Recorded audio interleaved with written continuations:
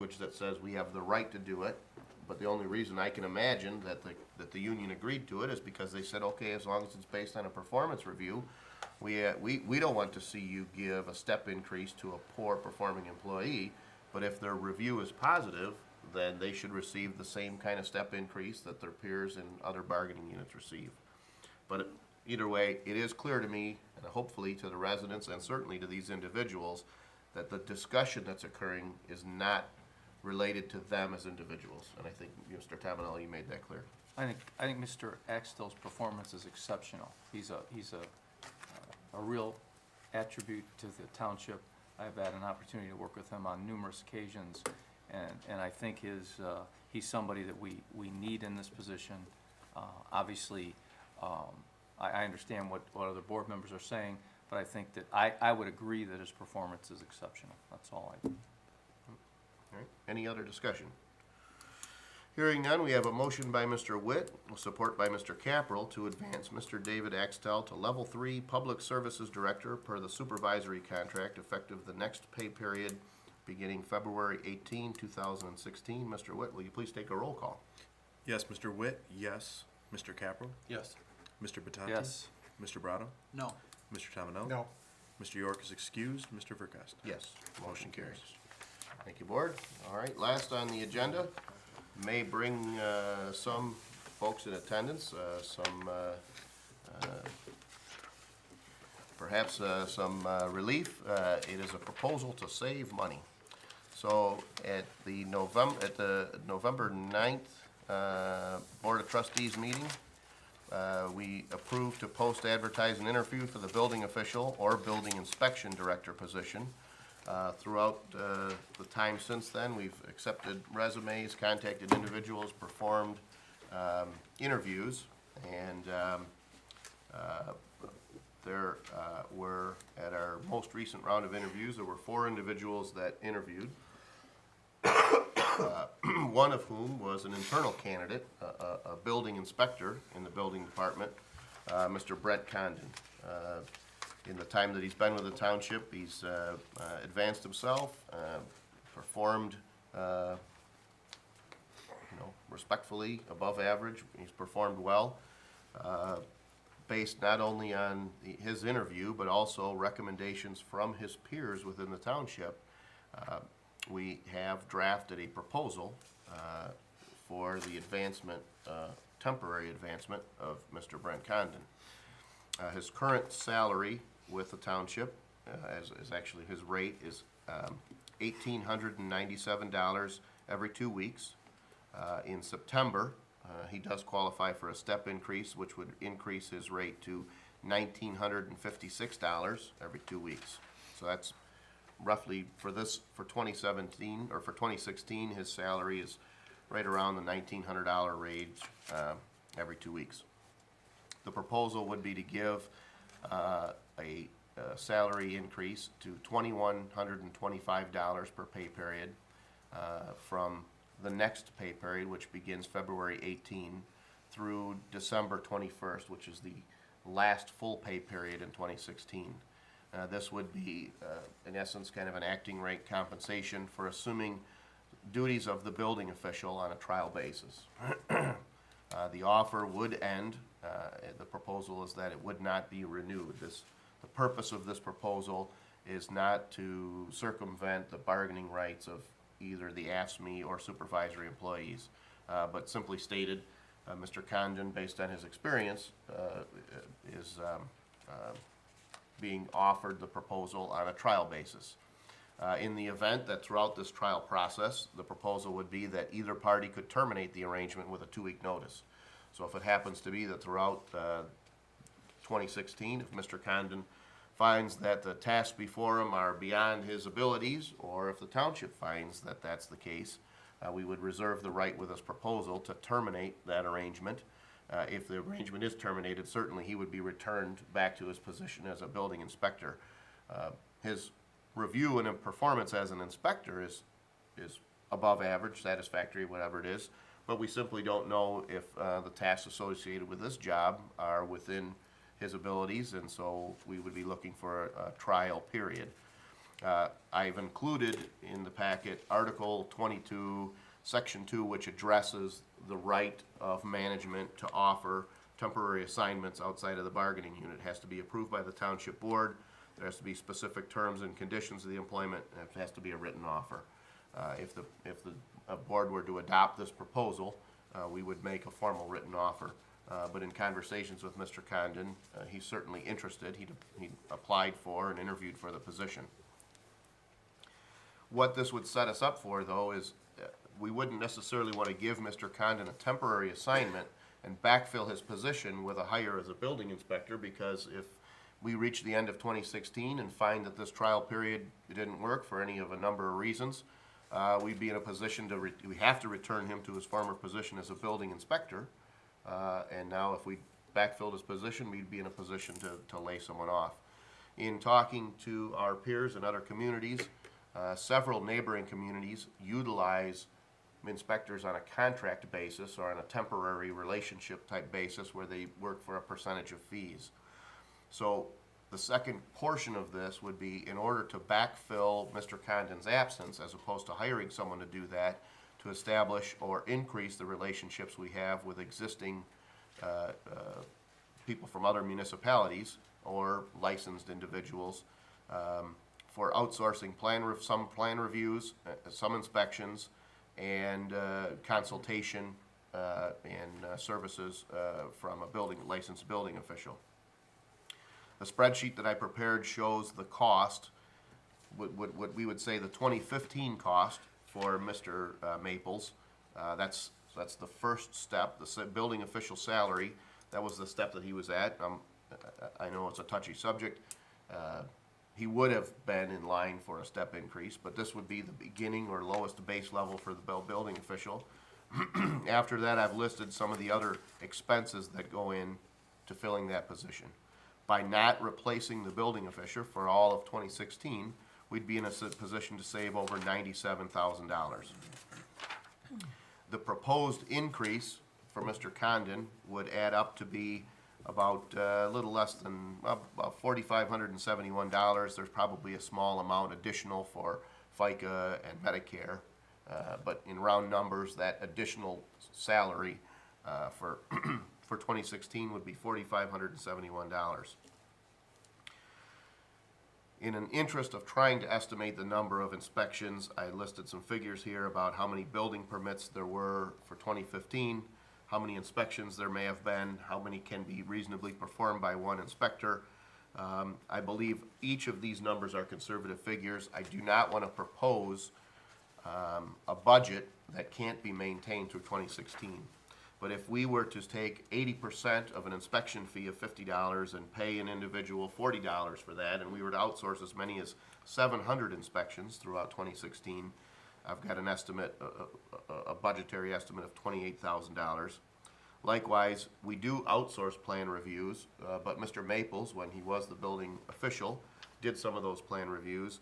If we were to take as many as 30 plan reviews, which would be at the high end, but if we were to take 30 plan reviews and outsource them, the fee schedule for a plan review is a progressive schedule, which is based on a flat fee per plan review plus a percent of the construction cost. And I've included in the last 2 pages in your packet have the actual permit fee. So the very last page of the packet, for example, residential plan review is $100 minimum plus 0.0012 times the value of construction.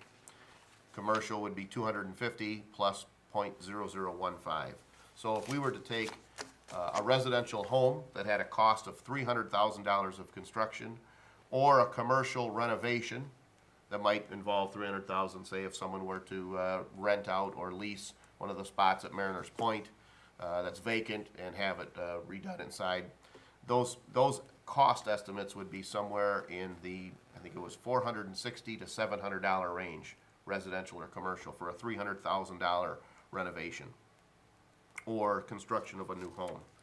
Certainly if it's an addition to a home or a smaller one, then the amount is less.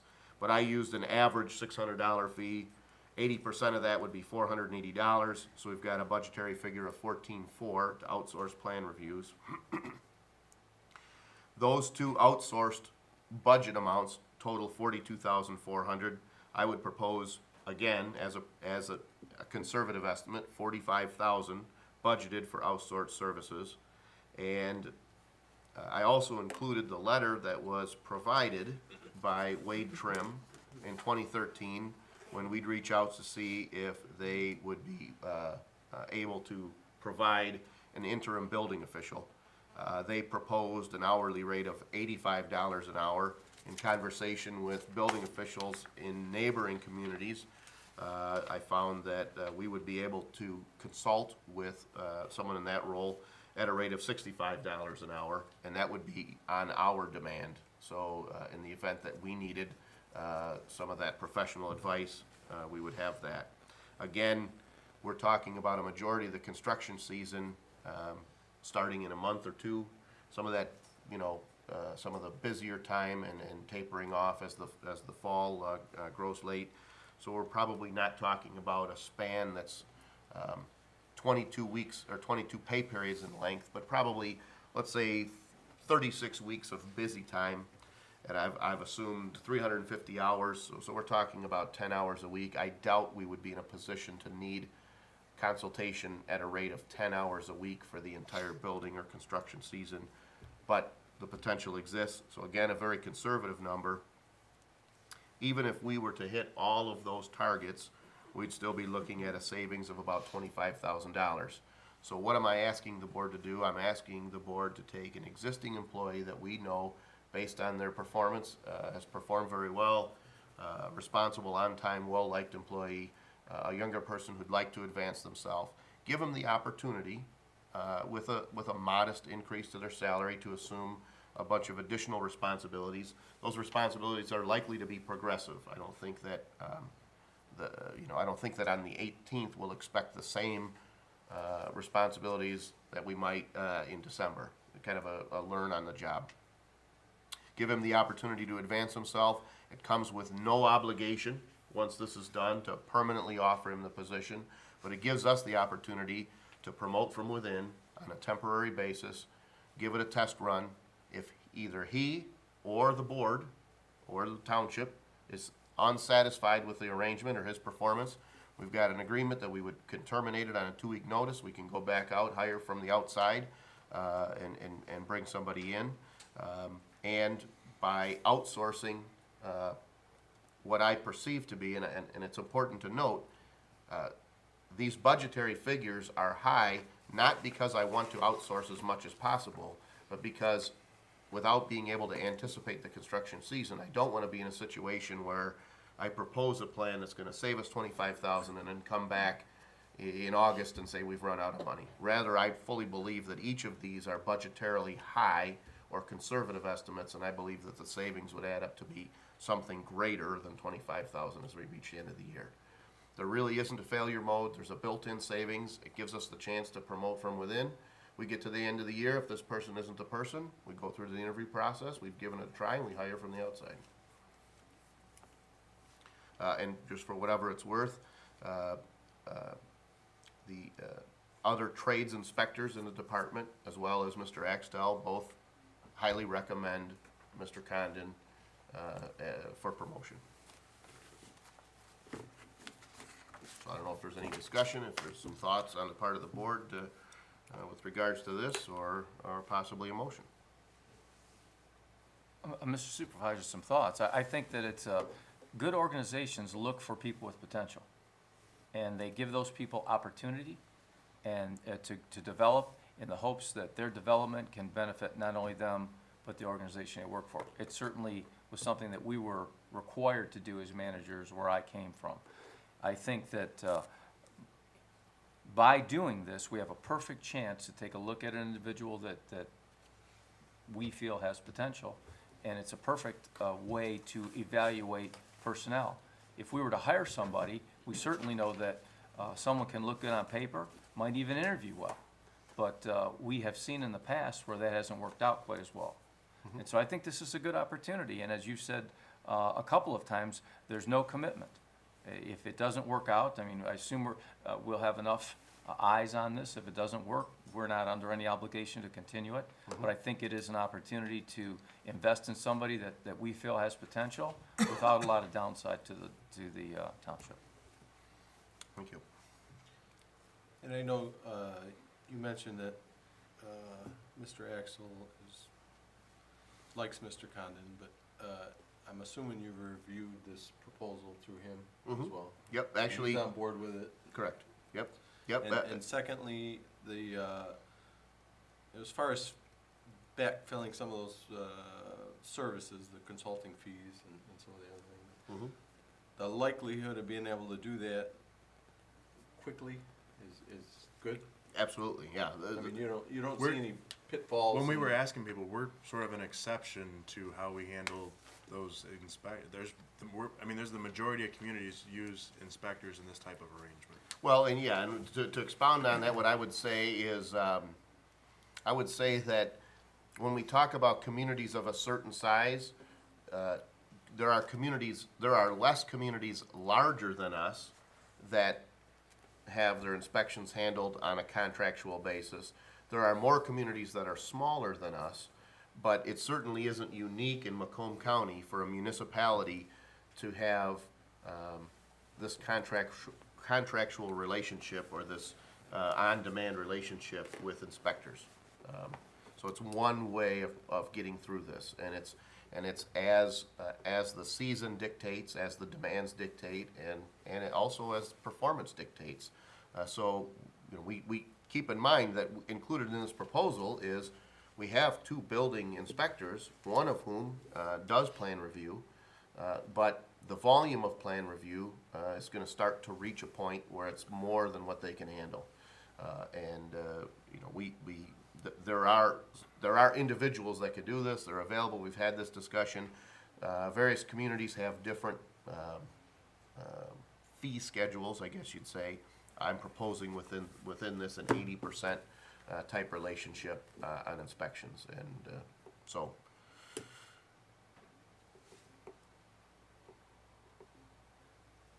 Is there any other discussion, or is there a motion to adopt the proposal?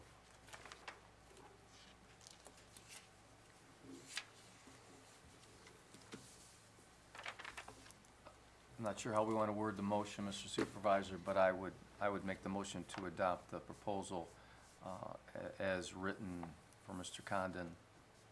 Is it, and I don't know that it matters because it is in writing, but is it prudent to state that in the motion? The terms of that proposal? I don't know, I Mr. can Huth, read is through that that. necessary? Or? Read through that paragraph.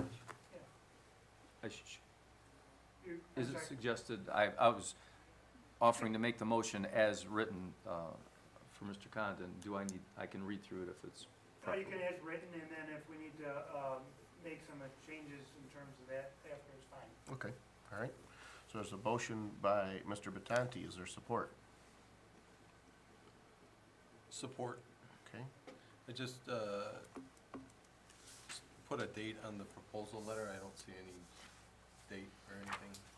On a proposal letter, I'm sorry. On the proposal, it doesn't, I mean, there's no. It's from 2/18 to 12/21.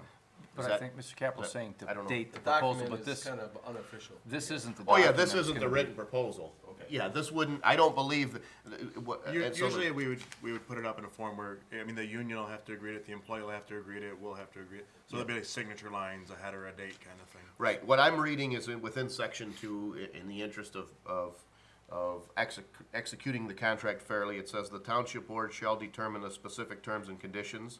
I feel that this motion is that, the board is defining the terms and conditions, and then it says we'll present the employee with a written offer. I didn't want to prepare an offer and have you say, well, I don't think it should go this long, or it should be a 1-week notice.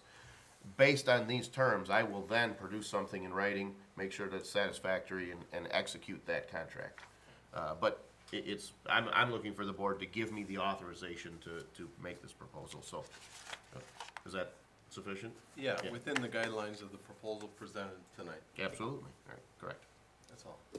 All right, all right, is there any discussion? Hearing none, we'll open up the floor for public comment. William Bardell, 19-year resident. I'm not per se against this idea.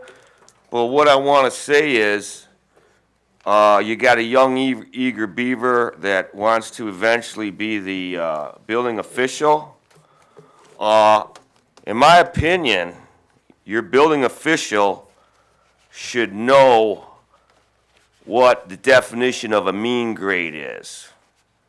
In other words, your building official or inspector should know when a privacy fence is put up, composite privacy fence is put up, a mean grade needs to be established for your elevation so the fence is level. Your building official must also know that a house cannot have tie-vacs on it for 3 years when the owner's in Florida with expired permits. A resident can't walk in that office and have 3 expired permits in a single lick. It's also my opinion that the tech committee, which this man should and will hopefully be in charge of, does not let business owners run rimshot on them. In other words, if this tech committee approves a dumpster enclosure for a business owner and they don't improve that dumpster enclosure within the time the permit is issued, it's up to this young eager beaver to enforce the ordinance. Now, this tech committee, which should have never been approved, in my opinion, is run amok. Your building official needs to know that if a privacy fence is put up and you get a variance on a composite privacy fence, it's got to be level. You have to establish a mean grade. And I don't expect you guys to know what that means, but I do expect the building officials and building people to know what that means. That means inspectors and everyone.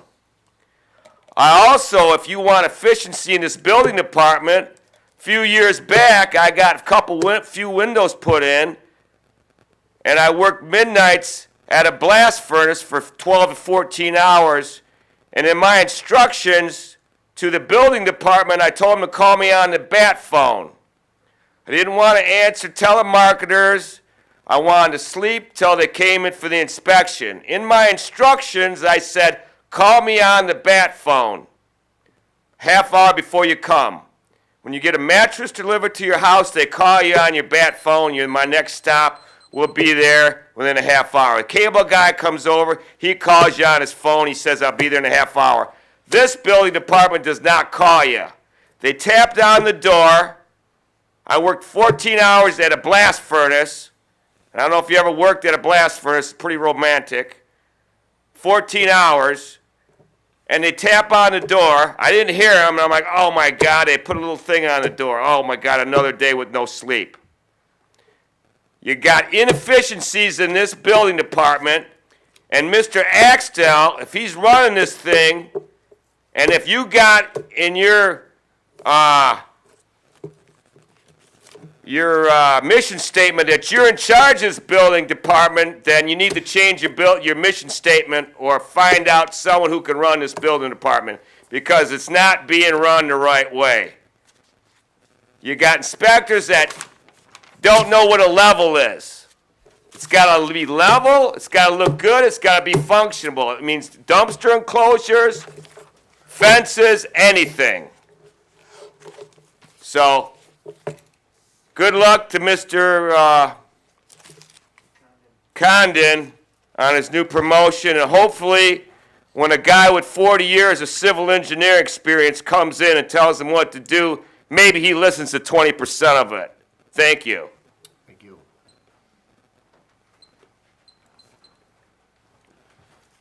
Jim Senstock, 31698 San Juan.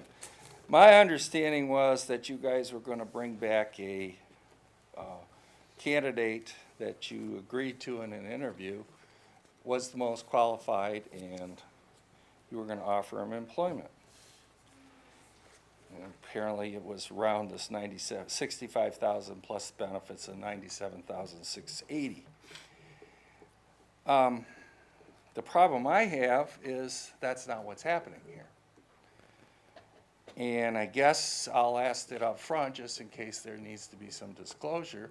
Is this person a friend, relative, or member of a church which you currently are aware of or that you're buddies with? I'm asking the question. I think it needs an answer, because it appears you're giving this guy some special dispensation. You're allowing him to have something special here. He's not a building official.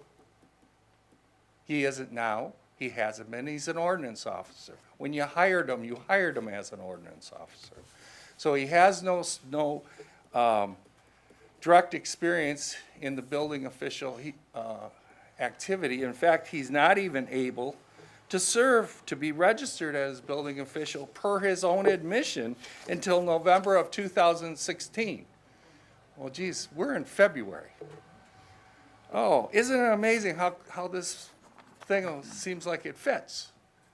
Well, we'll just give him this temporary job, and in 2016, he'll be able to be registered, which he can't do now, and we can give him the job. I looked at the resumes of these other gentlemen, several of them with very extensive building official histories, very extensive resumes. And I looked at Brent's, and you know, Brent's an upward comer, that's fine, but he has no experience. So we're gonna subsidize that experience. Because why? He's a nice guy. Again, we're getting to this situation where everything in this township appears to be, it's who you know. And there's a further statement that goes along with it, but that's kind of obscene to say that. But I won't say that, but that's what's going on here. Now, as far as if we can go ahead and do this, and it seems to be a great idea and it's going to save us money, why don't we outsource all plan reviews? Why don't we outsource all inspections? 2 inspectors that we currently pay is not over $90,000. Or over almost 100,000.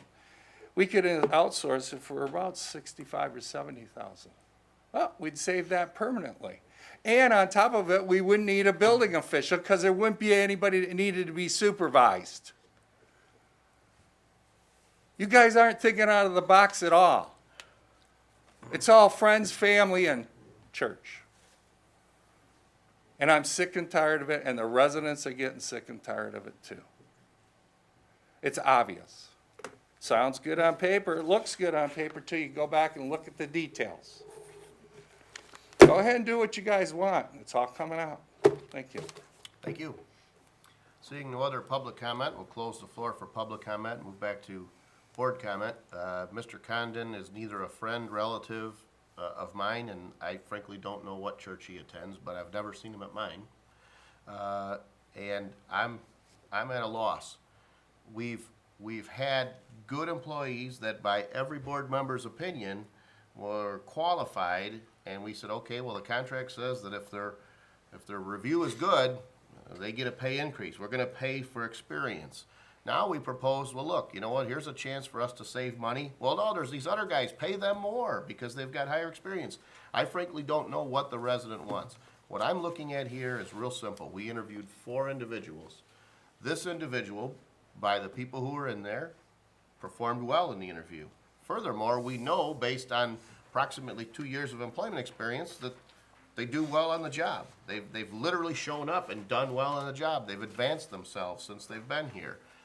Their peers have recommended this individual.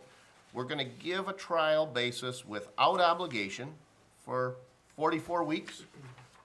Maybe it works out, maybe it doesn't. It'll save us money. And then we can be right back here in December, or a future board can be back here in December to say, did it work? Is it worthwhile? Is this person worthy of promotion from within? And hey, good, we saved some money.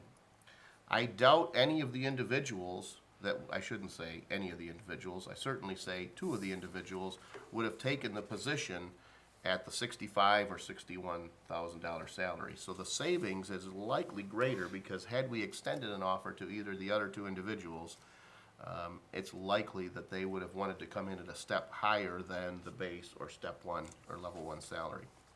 We might not know that, but the proposal I have before the board is to save money and promote from within on a no obligation basis. I thought I was doing what the residents wanted, was to try to save money, and no, he's not my relative or friend or fellow church-going member, so. And I can say, I do know Mr. Condon, he went to high school with me, but you live in the same community for 30 years, you're bound to know people. We share some mutual friends, but we're not friends, so. I did not go to high school with Mr. Condon. And I have no relationship with Mr. Condon. All right. I Any- can tell you, I did almost exactly this same thing at my last position. I brought someone in that didn't appear to be qualified, but had the ability, interviewed very well, I thought had the ability to do the job that she was not qualified to do, according to the outline from the HR department. And she turned out to be the best employee that I ever had. So I think a lot of it is the person, and I apologize, I don't know that I've ever even met Brent. I don't know if I met him. Maybe I have. If I saw him in the room, maybe I wouldn't know, but I don't think I've ever met him. But sometimes a person works out. I mean, we were all not qualified to do something at some point in our lives. So, and we all worked out at some capacity in some position someplace. So that's, I guess, the dice that we're rolling here. That being said, the only thing I am a little concerned about is this position has caused us some problems in the past. It's a pretty high-profile position that's caused some problems for the township. So I would be very concerned about how that person handles situations. I'm not saying this person's the same as somebody else, but You know what's Yep. interesting It's, about that too, is that, and you can correct me if I'm wrong, but those occurrences that caused the township the most trouble, were they a result of technical decisions, or were they a result of the way that somebody just chose to handle a situation, which doesn't have anything to do with your technical ability? And that's- It's got more to do, excuse me, No, it's no. got more to do with the types of, with your demeanor, with things that we can evaluate over time. So I think that in this instance where we have somebody that we feel has potential, in a very sensitive situation, this is a perfectly logical way to approach it. If it doesn't work out, I mean, one of the best ways, and I was never in HR, but one of the best ways to evaluate would be to hire and give somebody an opportunity over a period of time. And that's, in a sense, what we're doing here. Absolutely, just like a contractor. as long as that's managed Yep. closely, Well- that's my feeling. Sure. I can say that, And when I say that, not the non-technical things. Right. Sure. That's very Can't get important much to me. better, it's try and buy, I mean, come Right. on, let's face it. right. I mean, that's the best way to handle it. Well, and, you know, there were a lot of positive comments about Mr. Axtell. Mr. Axtell was a field worker, in 2011. He was given the opportunity, I believe, maybe 2010, I'm going by memory here, given the opportunity to take on the role of a foreman. And then in 2012 or 13, given the opportunity to become the superintendent. His experience was primarily in the field and hadn't had the office type or, you know, other form of management experience. But his performance in his prior role made him a good candidate for that position, and that's proven to be true. I'm not suggesting that that's the case with this individual, but there's nothing to indicate anything contrary to that. And your point's a valid one. There's a difference between a technical error, and a technical error results in a problem if it's gross negligence. I mean, if this Right. has to be a massive failure, if someone wrote on a piece of paper that a beam needs to be 5 inches thick, and they wrote it sloppy, and it looked like it was a 4 or something like that, we're talking about someone who specifically, through a horrific series of events, failed in their position. And you're right, some of the problems we've had have been driven more by a person's demeanor or their approach to a problem and not their technical one. However, in the interest of preventing someone being in a position where they don't have that technical knowledge, included in here is the ability to contact at any time of the day, get a hold of somebody. The fellow says, hey, you know what? I have a vacation day tomorrow, or I can stop by after work. Mr. Condon's position is going to be a salaried position, because one of the things that we talked about is the potential exists if we are going to have a relationship with a building official that isn't a direct employee of the township or a permanent employee of the township. Maybe the fellow says, I can meet you after hours, during lunch, or before work. Or perhaps, hey, you know, I know that in another community, there's an inspection occurring. I'd like you to go and see how we do it here. So there's a mentoring role that's involved. If the guy's doing his job and Brent is observing, well, that's one thing. But if the fella has to stop before work, after work, or answer a call to handle one of those critical technical things, I don't want to set up Mr. Axtell and Mr. Condon for failure by not giving them that reference point. So Like So that was- one other thing? Yep. Since you've brought it up a few times, but I think we should reiterate, because cost has been a subject of much discussion tonight, that this is a lesser expensive option. Yes. Right? This is a $25,000 potential savings to the township. Yep. Any other discussion, board members? Hearing none, we have a proposal by Mr. Batanti with support by Mr. Caprell to extend the offer or the proposal as written to Mr. Condon, subject to board approval in written format per the AFSCME contract. All those in favor signify by saying aye. Aye. Aye. Those opposed, motion carries. Thank you, board. Our next item on the agenda is item D, that's public comments. Floor is open for public Thank you. comments. William Bardell, 19-year resident. Yeah, I just want to say, if Mr. Condon can take advice from Mr. Axtell and be a good listener and learn, I mean, maybe we'll have a building official of some type. May not be a real building official, but maybe if he knows what a 2-foot level is and knows that a privacy fence needs to be level and knows what a mean grade is and knows that you can't have Tyvek on your house for 3 years and have expired permits, or have a business tell you they're gonna fix their dumpster enclosure and they don't fix it and you got 3 expired permits and 3 guys in the office not doing anything. If he can run the place good, yeah, I'm all for it, you know, I mean, who knows? Cinderella story. I'm always up for a Cinderella story. The other thing I want to talk about, I want to talk about choices. As you may well know, there's been different studies throughout the 80s and 90s about choices. That was the big thing about choices.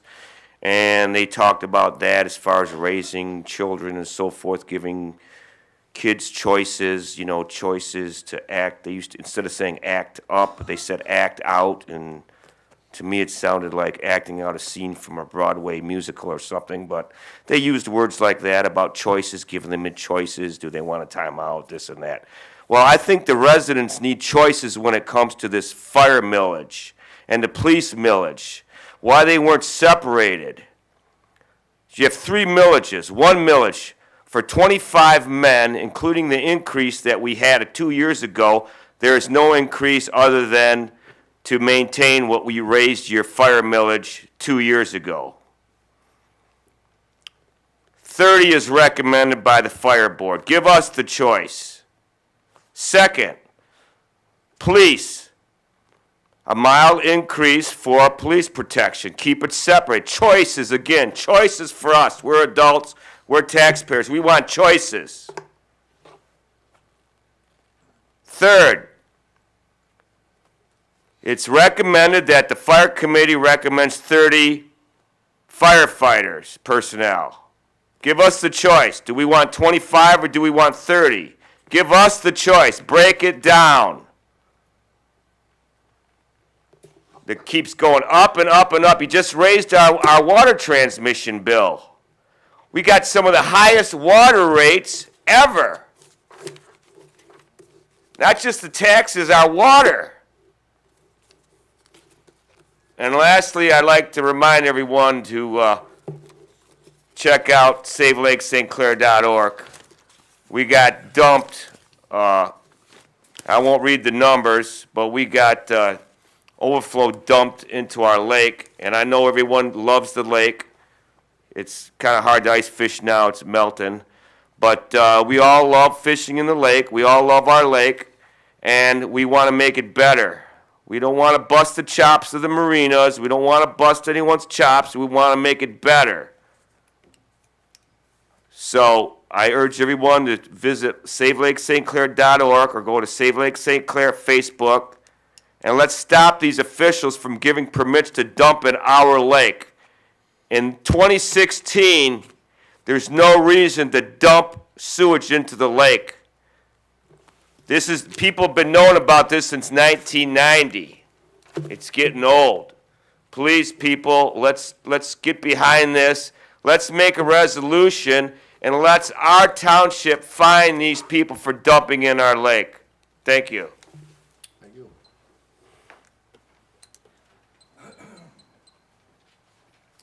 Jim Sunstock, 31698 San Juan. I want to talk about choices too. But what I want to say about choices is there was no choice intended. The committee, the fire department committee, of which I attended every meeting,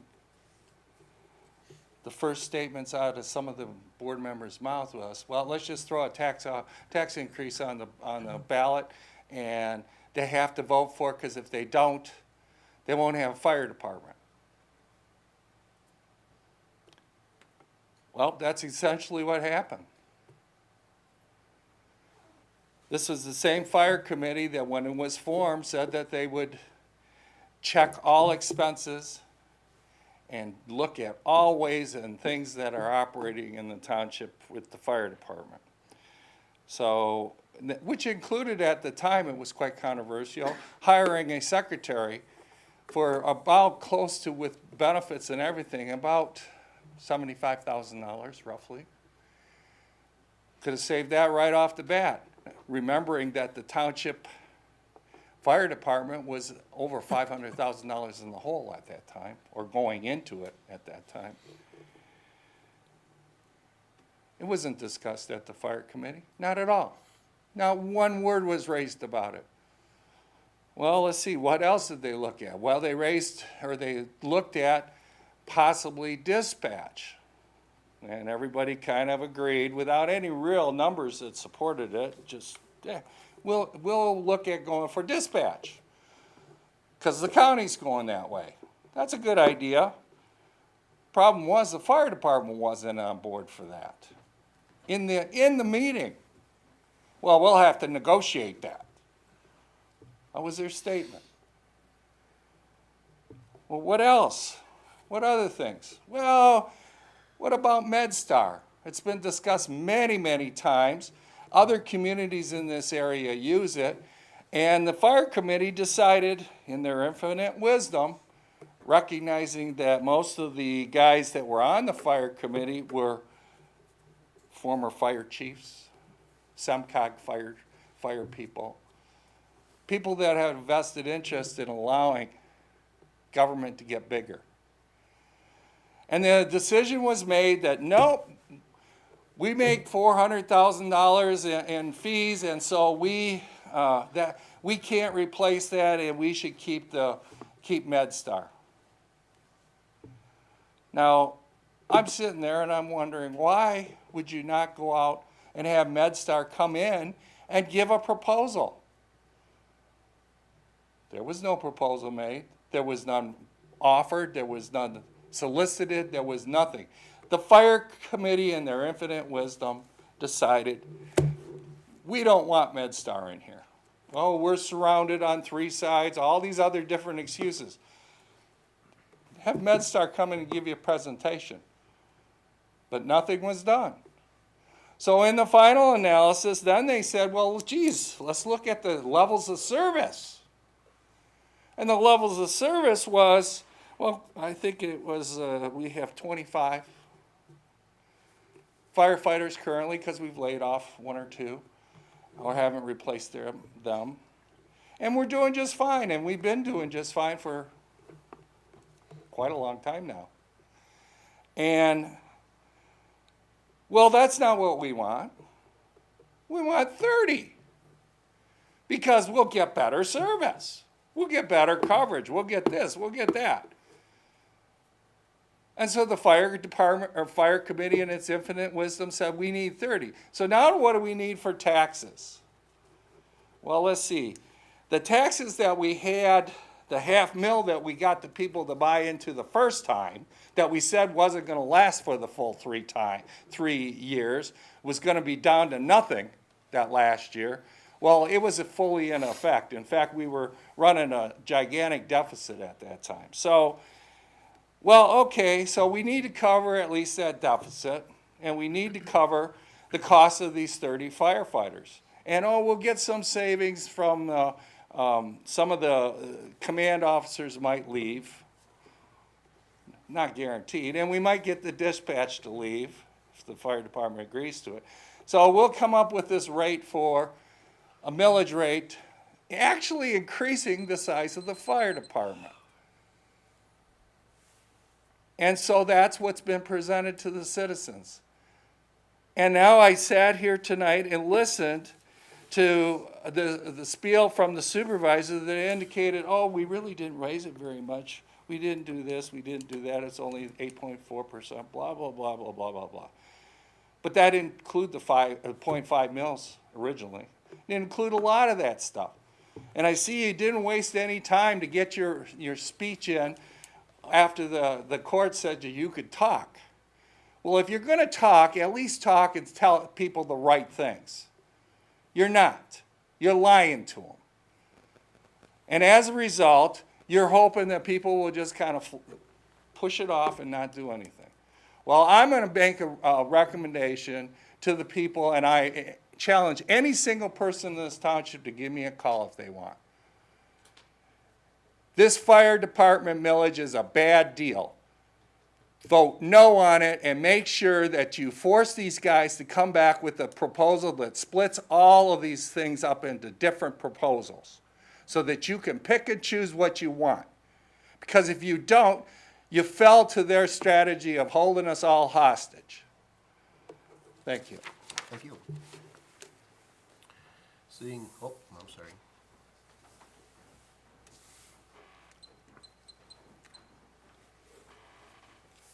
I'm Ramona Romero. I live on Huron Point, and I'm here because I'm concerned about Lake St. Clair. And I'm glad that gentleman mentioned it. I'm very concerned about all the dumping, and summer is coming. And will the lake be closed again this year? If we don't start working on it now, we will never have it open for the summer. I'm going to send a letter out to you, Mr. Verkest, and the board. I'm also contacting our county commissioner and our state rep. We've got to work together to make sure this lake is clean. I want our families to enjoy that lake. I don't even allow my grandkids to go on the beach because that beach, the sand smells like urine. I wouldn't let them near the water. I know there was one official that commented how clean the lake was. He was lying, or he was never at the lake. When we walk around the beach, it smells like an outhouse. You've walked near an outhouse?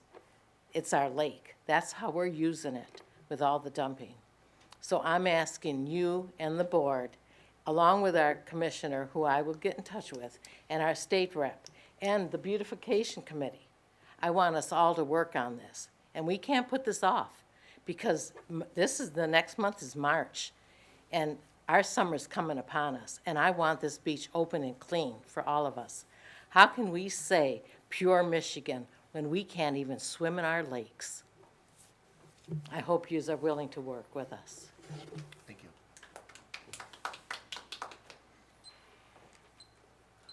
Christine Hopper, Lakeshore Drive. My parents, I think, bought their house in the 70s. And my neighbor, Mrs. Bishop, she's 94 years old. She's lived out there all her life. I remember my parents and Mrs. Bishop and her family, we'd go out in the backyard and we would swim. Now, I wouldn't even think of going in that backyard and going into that water and swimming. We both had dogs, different breeds, so we can't say it's the same breeds. You couldn't keep them out of the water. They loved the water. They were water dogs. They both died from cancer. Coincidence? Or is it the water? It's so sad. I don't have a boat, so I can't drive out miles to go swimming. Harrison Township, yeah, the bridges and this and that and beautification with flowers and everything. Our lake, where do we go? Go to the beach to go swimming? No, we have to pay to get into the pool to swim. The lake has to be cleaned up. Would you go swimming in the lake right now off of Lakeshore Drive? I don't think you guys would.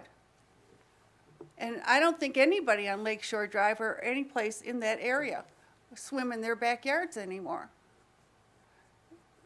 It just has to be cleaned up. Before, of course, the bridges have to be fixed. The water is the most important thing for living in Harrison Township. They say like property is like gold. You can't even go in the water.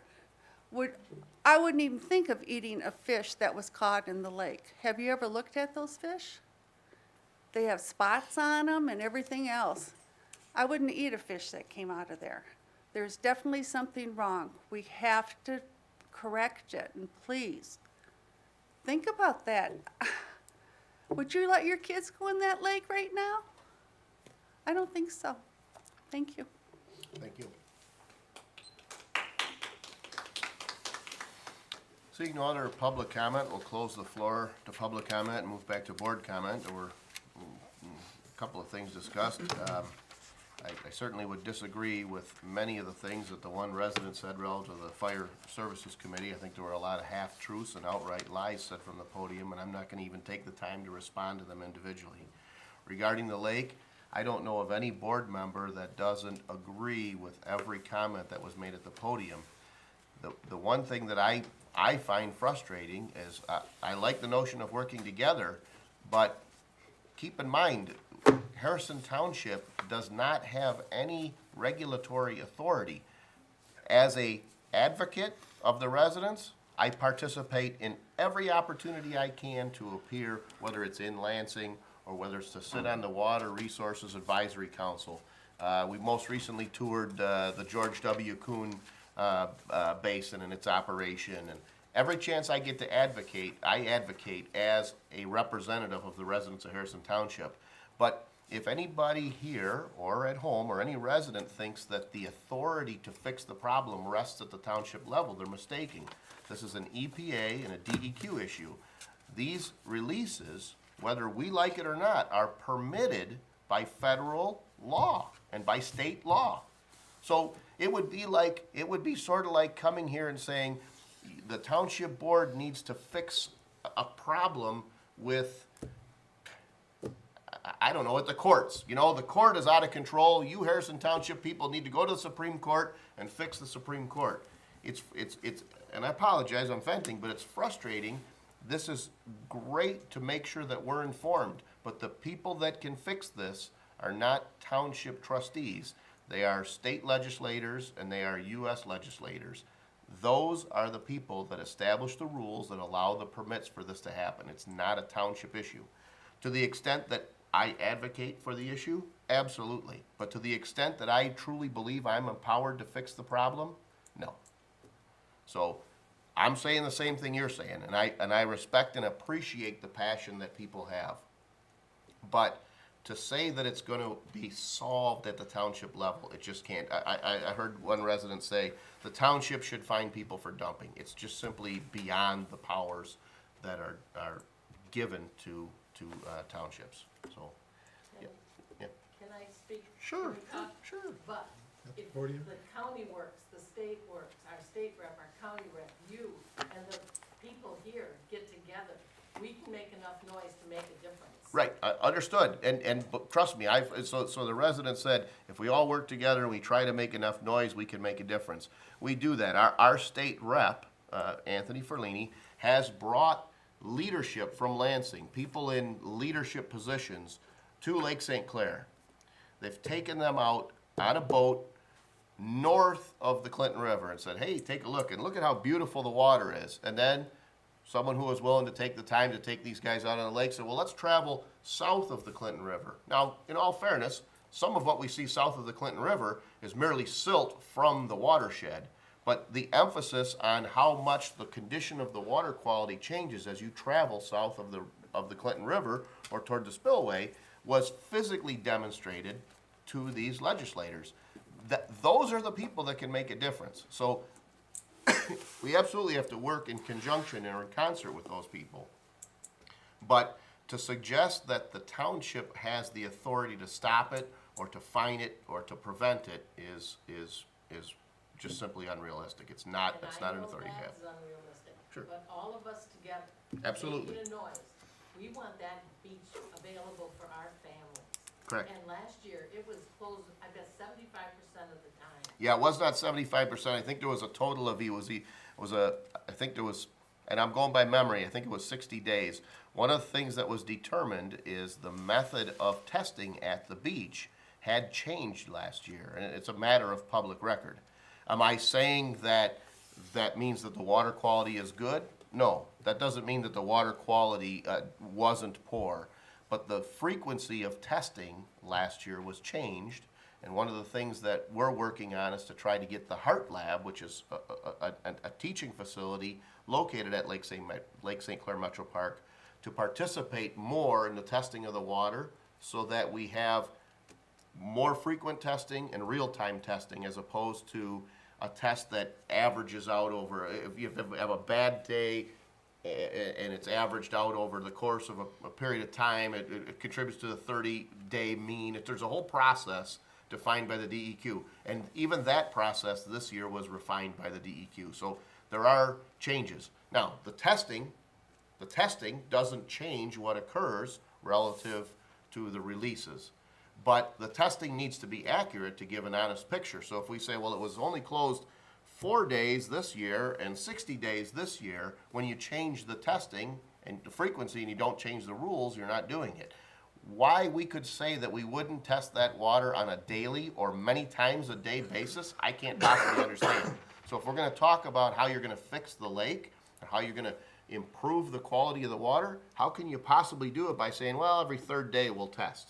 That just seems to me to be irresponsible. So that, in the short term, that's one of the things that we've been advocating for, to say we've got to have more frequent testing because the results of those tests can be more easily matched to other incidents relative to high rainfall events or combined sewer overflows, which are permitted by the federal and state laws. Those are things that we can then use data to truly try to change policy for. So I appreciate those comments.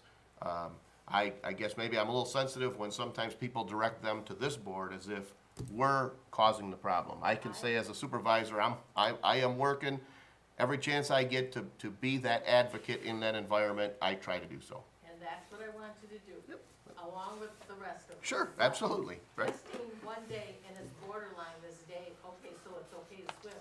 That water still is not safe for those kids. Sure. That still is not safe. We have to work on a longer term thing. First of all, when we have heavy rainfall, Yeah. stop the dumping. And you can do it by asking people, don't wash your clothes on the, Sterling Heights is dumping the most. Ask the people of Sterling Heights, when we're having heavy rainfalls, please don't flush your toilet every time you go. Please don't wash your clothes. So there's less dumping. I mean, every little bit will help. If we Right. can just control that. Sure, absolutely. Ask other communities to work with us. We don't dump our garbage in their yard. Why are they dumping in our yard? Understood.